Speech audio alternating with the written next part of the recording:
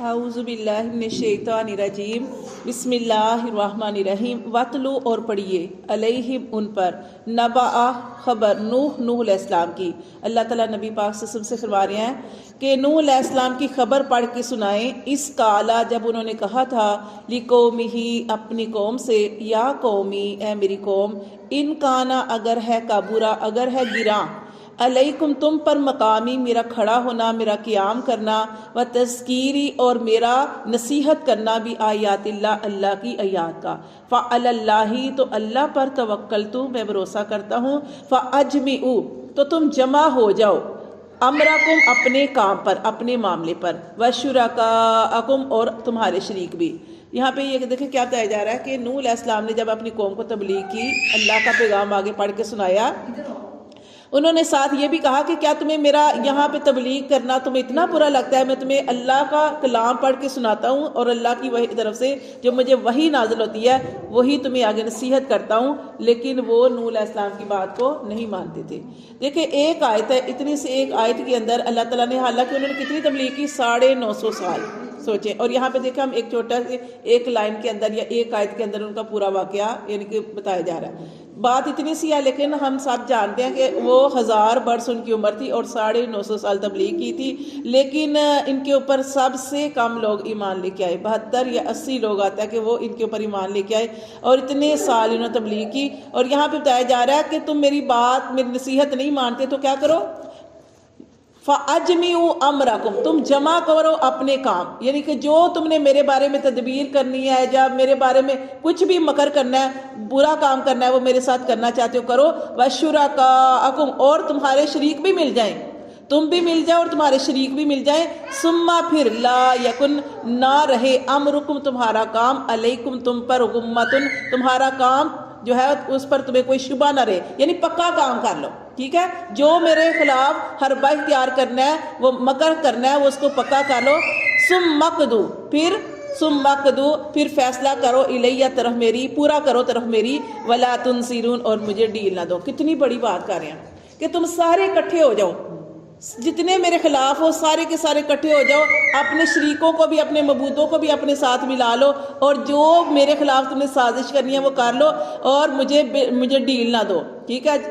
کتنا بڑی بات ہے کہ کتنا ان کا اللہ کی ذات پہ توکل ہوگا، کتنا اللہ کی ذات پہ بھروسہ ہوگا کہ مجھے میرا رب بچانے والا ہے، کیونکہ میں غلط نہیں کر رہا، میں حق کام کر رہا ہوں، اللہ کے پیغام کو آگے مچا رہا ہوں۔ پھر آگے بتایا جا رہا ہے فَإِن تَوَلَّيْتُمْ یعنی پھر اگر تم پھر جاؤ، میں نے تو اپنا کام کرنا ہے، لیکن فَإِن تَوَلَّيْتُمْ اگر تم منہ پھیرو، فَمَا سَأَلْتُكُمْ تو نہیں میں تم سے سوال کرتا، من اجر کا، ان اجریہ نہیں ہے اجر میرا، اللہ مگر اللہ اللہ کی ذات پر، وَأُمِرْتُ اور مجھے تو حکم دیا گیا ہے، ان اکون من المسلمین کہ میں فرما برداروں میں سے رہوں، مسلمانوں میں سے رہوں۔ تو دیکھیں یہ جو اجر ہے اس کا اجر، تبلیغ کا اجر اللہ تعالیٰ نے دینا ہے، ٹھیک ہے؟ دنیا میں آپ دیکھتے ہیں اور کتنے شعبے ہیں، آپ کو بہت کچھ مل جاتا ہے، لیکن یہ قرآن ایک ایسی چیز ہے کہ اس کے اوپر آپ کو اجر اللہ تعالیٰ کی ذات ہی جو ہے وہ عطا فرماتی ہے۔ ہر نبیوں نے یہی کہا ہے، ہر نبی نے یہ نہیں کہ صرف یہاں پہ نوح علیہ السلام نے کہا، ہر نبی نے یہی کہا کہ میں تم سے اجر نہیں مانگتا، اجرت نہیں مانگتا، پیسے نہیں مانگتا، میں اجر اس کا اللہ سے لینا چاہتا ہوں۔ کیونکہ جب آپ کے اندر لالچ آ جائے گا، ہرس یا ہوس آ جائے گی کہ مطلب مجھے یہ دیں وہ دیں، تو پھر وہ ضائع، مطلب ضائع، ٹھیک ہے؟ اپنی خوشی سے آپ کو کوئی دے ہدیہ تحفہ وہ اور چیز ہے، لیکن آپ نے کسی چیز کی ڈیمانڈ نہیں کرنی، یہ اللہ کا کلام ہے۔ تو یہاں پہ نبیوں کو بھی یہی کہا گیا ہے، اور نبی نے حضرت نوح علیہ السلام نے بھی یہ کہا کہ میں تم سے اجر نہیں مانگتا، اجرت نہیں مانگتا، پیسے نہیں مانگتا، میرا اجر مجھے میرا اللہ دے گا، اور مجھے تو اللہ تعالیٰ نے یہ حکم دیا ہے کہ میں اس رب کا فرما بردار بن کے رہوں۔ اور جب آپ قرآن پڑھاتے ہیں یا کوئی دعوت و تبلیغ کرتے ہیں، کوئی بھی اچھا کام کرتے ہیں، اس کا اجر اللہ دیتے ہیں، آپ کے رزق میں بھی برکت ہوتی ہے، آپ سارے کام انشاءاللہ بس یقین ہونا چاہیے انسان کا، تو کام سارے بن جاتے ہیں۔ اللہ فرماتے ہیں فَقَذَّبُوهُ نوح علیہ السلام نے تبلیغ کی، فکذبوہ پس انہوں نے جھٹلا دیا اس کو، فنجیناہ تو اللہ فرماتے ہیں ہم نے اس کو نجات دے دی، کس سے؟ ان لوگوں سے، ان برے لوگوں سے، ومن معہ اور جو اس کے ساتھ تھے ان کو بھی نجات دیتی، فی الفلکی ان کو کشتی میں، ٹھیک ہے نا، اللہ تعالیٰ نے ان کو کشتی میں سوار کروایا، نوح علیہ السلام اور ان کے ساتھ جو تو چند ایمان والے تھے 72 یا 80 لوگ، وہ کشتی میں سوار ہوئے، وجعلناہم اللہ فرماتے اور ہم نے ان کو بنا دیا خلائف خلیفہ بنا دیا، نائب بنا دیا، واغرقنا الذین اور ہم نے غرق کر دیا ان لوگوں کو کذبوا جنہوں نے جھٹلایا بھی آیاتنا ہماری آیات کو۔ پھر کیسا طوفان آیا تھا اللہ تعالیٰ کا، اللہ معاف کرے۔ حضرت نوح علیہ السلام کے 4 بیٹے تھے، 3 بیٹے جو تھے وہ ایمان والے تھے، لیکن ان کا جو ایک بیٹا تھا وہ پیچھے رہنے والوں میں سے ہوا، جس کا پورا واقعہ قرآن مجید کے اندر بھی ہم پڑھا بھی ہے اور انشاءاللہ آئندہ بھی پڑھیں گے کہ ان کا بیٹا پیچھے رہنے والوں میں سے ہو گیا تھا، اور ایسا پانی تھا، ایسا عذاب تھا نا، پانی نہیں اس کو کہتے نا، یہ عذاب تھا، اللہ کا عذاب تھا کہ وہ پہاڑوں کے اوپر تک پانی، سوچے کتنا پانی تھا، لیکن اللہ تعالیٰ نے کس کو بچایا؟ ایمان والوں کو اللہ تعالیٰ نے محفوظ رکھا کشتی میں۔ اللہ فرماتے ہیں فانظر دیکھو کیف کان پھر کیسا ہوا عاقبۃ المنذرین انجام جو ہے ڈرائے گیوں کا۔ پہلے ان کو ڈرایا، اللہ نے ایسے نہیں پکڑا، پہلے ان کو ڈرایا، وہ نہیں سمجھے، اللہ فرماتے پھر ان کا انجام دیکھو کیسا ہوا۔ ثم پھر بعثنا پھر ہم نے بھیجے من بعدہ اس کے بعد، کس کے بعد؟ نوح علیہ السلام کی بات ہو رہی ہے، نوح علیہ السلام کی بات، رسولاً کئی رسول بھیجے، ٹھیک ہے، کئی رسول بھیجے، کس کے لیے؟ ہدایت کے لیے، تبلیغ کے لیے، اِلیٰ قومہم طرف ان کی قوم کی، فجاؤہم پھر جب بھی ان کے پاس آئے کون؟ نبی یا رسول، بالبینات واضح نشانیاں لے کر، فما کانوا پس وہ نہ ہوئے لیؤمنوا ایمان لانے والے، ٹھیک ہے۔ اللہ فرماتے ہیں کتنے نبی بھیجے ہم نے نوح علیہ السلام کے بعد بھی، لیکن ان کی قومیں ان اپنے نبیوں پر ایمان نہ لائیں، بما کذبوا بہ اس وجہ سے کہ انہوں نے جھٹلایا تھا اس کو، من قبل پہلے سے۔ جیسے کوئی بات کہے تو آپ فوراً پہلے جواب دے دیں، ٹھیک ہے، یعنی فوراً انکار کر دینا وہ صحیح نہیں ہوتا، یعنی کوئی آپ کو کوئی بات کہہ رہا ہے نا، آپ پہلے تھوڑی دیر کے لیے خاموش ہو جائیں، سوچیں اس کی بات کو، اگر آپ نے نہیں بھی ماننی نا تو آپ تھوڑی دیر کے لیے خاموشی اختیار کریں اور یہ کہیں کہ اچھا میں آپ کو بتاؤں گی، یا میں اس طرح، یہ سب سے چیز جو بتائی گئی ہے۔ اب یہ انہوں نے انکار کیوں کیا؟ انہوں نے پہلے کہہ دیا کہ نہیں ہم تو نہیں مان لائیں گے،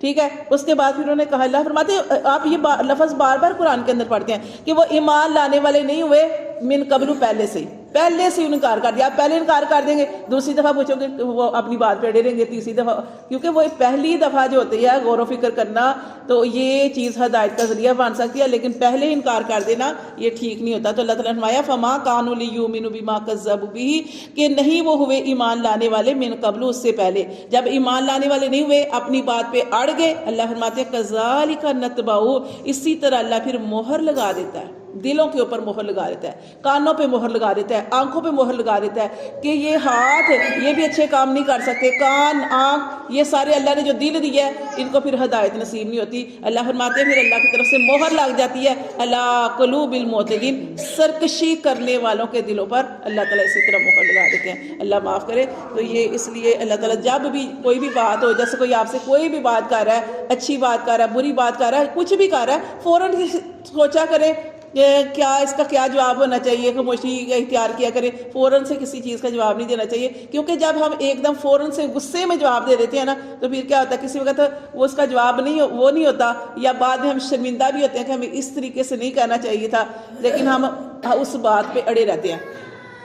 بہت کم لوگ ہوتے ہیں کہ جو اپنی بات کو پھر غلطی کو تسلیم کر لیتے ہیں، لیکن زیادہ تر لوگ پھر وہ اپنی بات پہ اڑے رہتے ہیں، وہ غلط بھی ہے۔ تو اس لیے اللہ تعالیٰ نے یہاں بتایا کہ پھر یہ تو بہرحال کافروں کی بات ہو رہی ہے کہ وہ ایسے لوگ تھے کہ اللہ تعالیٰ نے ان کے لیے نبی بھیجے لیکن وہ ہدایت ان کا نصیب نہیں ہوئی، اور یہ اللہ تعالیٰ کا کرم ہے کہ ہم نے نبی پاک صلی اللہ علیہ وسلم کو نہیں دیکھا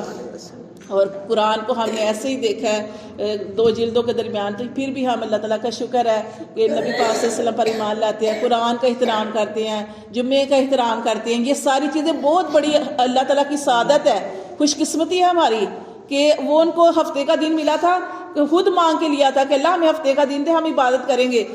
تو ہفتے والے دن انہوں نے مچھلیاں پکڑنی شروع کر دی۔ یہ اللہ کا کرم اسی لیے کہہ رہی ہوں کہ یہ اللہ کا بہت بڑا کرم ہے کہ نبی پاک صلی اللہ علیہ وسلم نے جب جمعے کی فضیلت بیان کی ہے تو اللہ کا شکر ہے بہت سارے لوگ جمعے والے دن غسل کرتے ہیں، مسجدوں کی طرف جاتے ہیں، تو یہ بھی ایک ہماری بہت خوش قسمتی ہے، اور نبی پاک صلی اللہ علیہ وسلم کی دعائیں بھی ہیں جو ہمارے لیے وہ کرتے رہے۔ اور نبی پاک صلی اللہ علیہ وسلم نے ایک بہت پیاری بات ارشاد فرمائی کہ نبی پاک صلی اللہ علیہ وسلم نے ارشاد فرمایا صحابہ کرام کے درمیان بیٹھ کے، اتنے پیارے پیارے صحابہ کرام، سوچیں ابو بکر صدیق کیسا ایمان تھا، حضرت عمر فاروق کا کیسا ایمان تھا، ابو ہریرہ وہ تو اتنے حریص تھے کہ اللہ کے رسول کوئی بات کریں تو میں فوراً سے لکھ لوں، یعنی اتنا پیار کرنے والے حضرت عثمان غنی،